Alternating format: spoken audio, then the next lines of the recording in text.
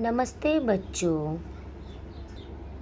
पहले हमने संज्ञा के 3 भेदों की जानकारी प्राप्त की थी।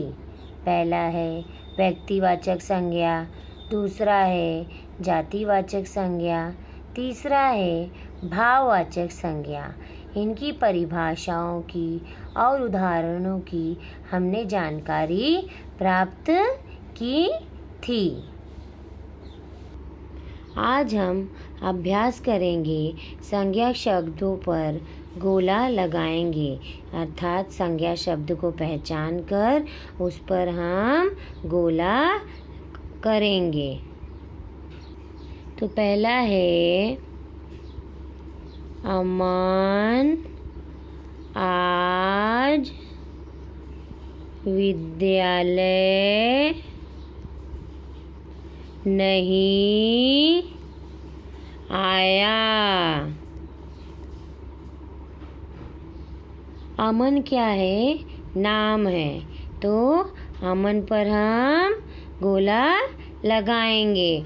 और विद्यालय भी क्या है? यह भी जातिवाचक संज्ञा के अंतर्गत आता है, तो यह संज्ञा शब्द है, इसे भी हम गोला लगाएंगे। अगला है सुनीता ने एक सेब खाया। तो बच्चों, इसमें कौन कौन से नाम है बताओ? सुनीता और सेब, ये दोनों को हम गोला लगाएंगे। तो बच्चों, आपको मेरे साथ साथ हिंदी की नोटबुक में यह संज्ञा का अभ्यास आपको मेरे साथ साथ करना है। अगला है आज बहुत गर्मी है। तो बच्चों, इसमें कौन सा संज्ञा है? संज्ञा शब्द कौन सा है? गर्मी। तो हम गर्मी को गोला करेंगे। अगला वाक्य है ताजमहल आगरा में है। तो बच्चों, इसमें कौन सा संज्ञा है? ताजमहल और आगरा, यह संज्ञा है, तो इसे हम गोला करेंगे, क्योंकि ताजमहल नाम हुआ और आगरा जगह का नाम। अगला है राघव फुटबॉल। राघव फुटबॉल खेल रहा है। तो बच्चों, इसमें कौन कौन से नाम हैं? राघव और फुटबॉल, ये दोनों नाम हैं, तो इन्हें हम गोला लगाएंगे। अगला है बच्चों अच्छाई की जीत होती है। तो अच्छाई भी क्या है? यह संज्ञा है। तो क्या है यह संज्ञा? किसके अंतर्गत आता है? भाववाचक संज्ञा के अंतर्गत आता है, तो इसे हम गोला लगाएंगे। अगला है बच्चों किसान अपने खेतों में काम कर रहा है। तो बच्चों, इसमें कौन कौन से नाम हैं? किसान और खेतों, यह संज्ञा के अंतर्गत आते हैं। तो बच्चों, अभी हमने संज्ञा शब्दों पर गोला लगाओ। जो वाक्य हैं उनमें से संज्ञा चुनकर हमें गोला लगाना है। इसकी हमने जानकारी प्राप्त की। आपको इसी तरह से यह हिंदी की नोटबुक में लिखना है। अगला है बच्चों, निम्नलिखित वाक्यों में संज्ञा शब्द रेखांकित कीजिए।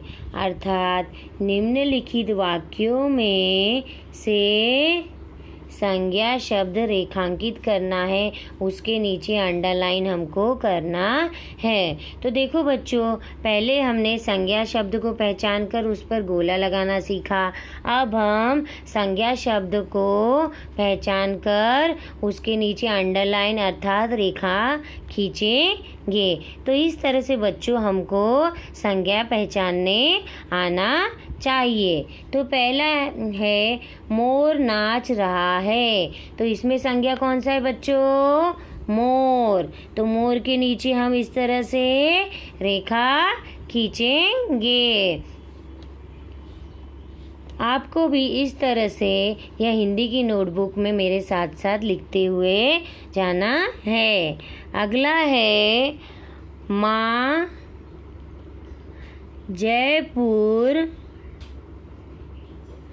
जा रही है।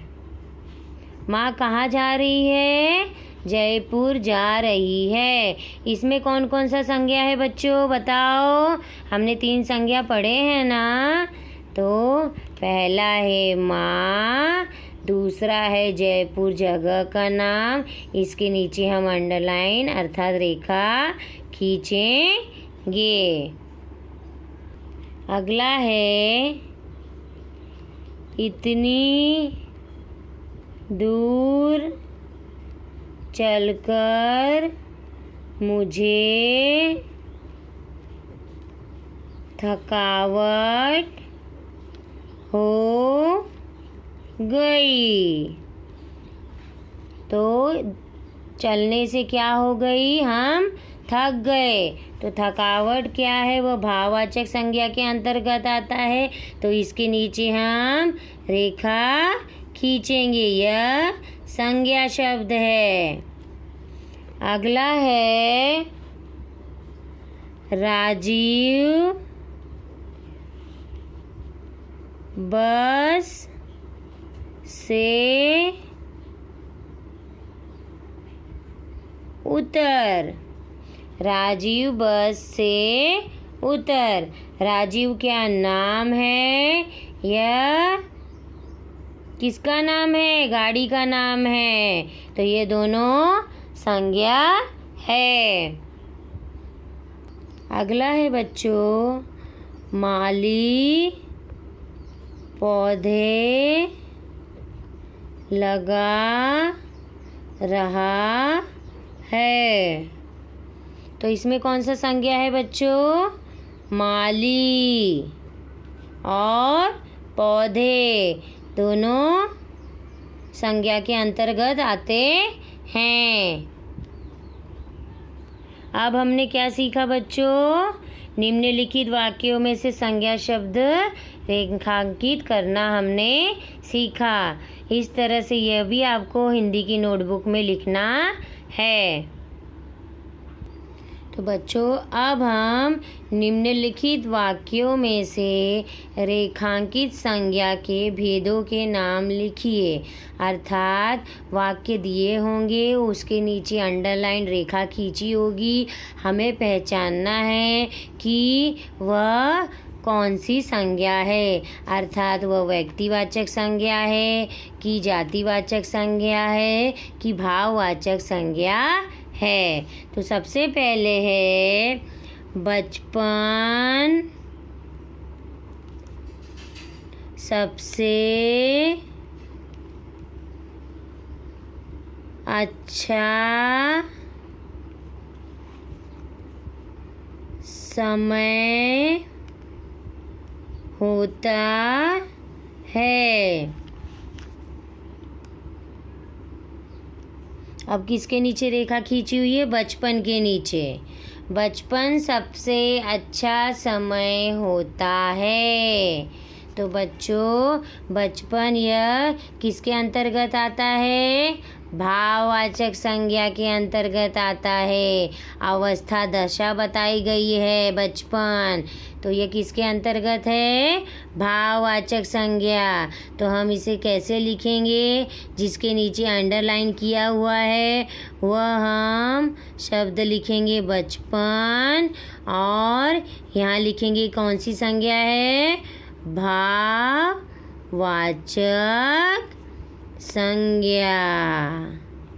तो इसे हमें इस तरह से करना है। यह भी आपको हिंदी की नोटबुक में मेरे साथ साथ लिखते हुए जाना है। बच्चों, प्रेमचंद्र विनम्र स्वभाव के थे।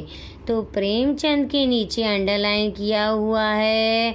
तो प्रेमचंद जो शब्द है यह क्या है? नाम है। तो यह व्यक्तिवाचक संज्ञा के अंतर्गत आता है। अब अगला है बच्चों, राजू ने मोहन को मारा। किसके नीचे रेखा खींची हुई है? किसके नीचे अंडरलाइन किया हुआ है?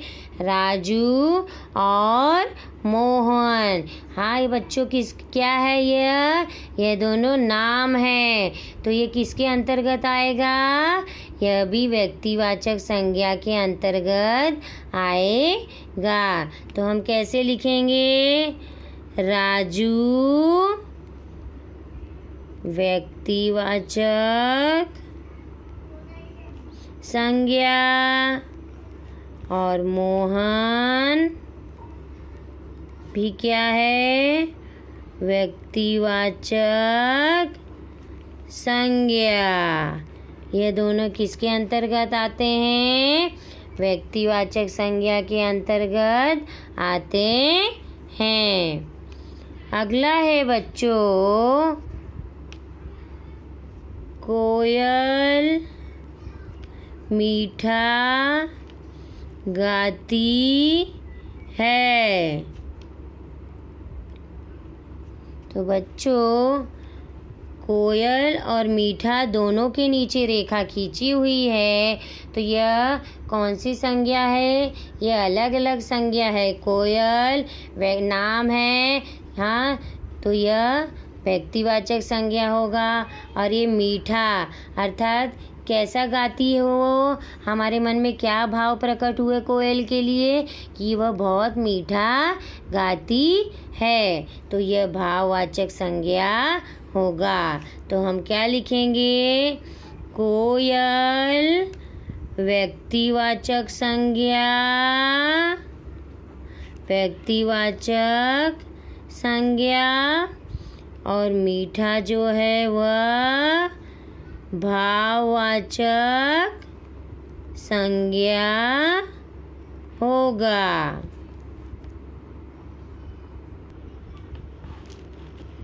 अब अगला बच्चों है, यह महल है। तो महल के नीचे रेखा खींची हुई है, हाँ, उत्तर। महल के नीचे रेखा खींची हुई है बच्चों। यह कौन सा संज्ञा है? महल तो बहुत सारे होते हैं, अलग अलग तरह के महल होते हैं ना। तो यह किसके अंतर्गत आएगा? हमने क्या सीखा था? जातिवाचक संज्ञा। जातिवाचक संज्ञा में पता है ना क्या आता है? हाँ, क्या आता है बताओ? उसकी जाति बताई गई है। अलग अलग महल होते हैं। इसमें कुछ नाम मेंशन किया हुआ है क्या? नहीं, सिर्फ महल में महल लिखा हुआ है। तो यह जातिवाचक संज्ञा के अंतर्गत आएगा। एक ही जाति मतलब उसकी जाति का बोध हुआ है। महल क्या है? जातिवाचक संज्ञा। अब देखो अगला भी इससे ही संबंधित है। हम अपने घर जा रहे हैं। तो घर के नीचे रेखा खींची हुई है। तो बच्चों घर भी तो बहुत सारे होते हैं। हम अपने घर जा रहे हैं, हमारे भी घर अलग अलग कितने हो सकते हैं। हाँ, 2 घर हो सकते हैं, 3 घर हमारे पास हो सकते हैं। हाँ, तो उसका भी हमने नाम रखा होगा, वो भी किसी जगह होगा, उसका नाम होगा उस घर का। तो हमने उस घर का नाम यहाँ पर मेंशन नहीं किया है, सिर्फ घर के नीचे रेखा खींची हुई है यहाँ पर। तो घर किसके अंतर्गत आता है? जातिवाचक संज्ञा के अंतर्गत आता है। घर क्या है? जातिवाचक संज्ञा। तो बच्चों अभी हमने रेखांकित संज्ञा के भेदों के नाम लिखे, अर्थात वाक्यों में से कौन से शब्द के नीचे अंडरलाइन यानी रेखा खींची हुई है उसे हमें पहचान कर उसके भेद के नाम लिखने हैं, यह हमने सीखा। इस तरह से यह सब आपको 6 हमने वाक्य लिखे, उसके नीचे रेखा खींची हुई थी, उसके भेद लिखे। यह भी आपको आपकी हिंदी की नोटबुक में लिखना है। तो बच्चों आज हमने संज्ञा शब्दों पर गोला लगाना सीखा और हमने संज्ञा शब्द रेखांकित कीजिए अर्थात उसके नीचे अंडरलाइन करना है, वह हमने सीखा। यह सब आपकी हिंदी की नोटबुक में लिखा होना चाहिए। इस तरह से आपको यह लिखना है।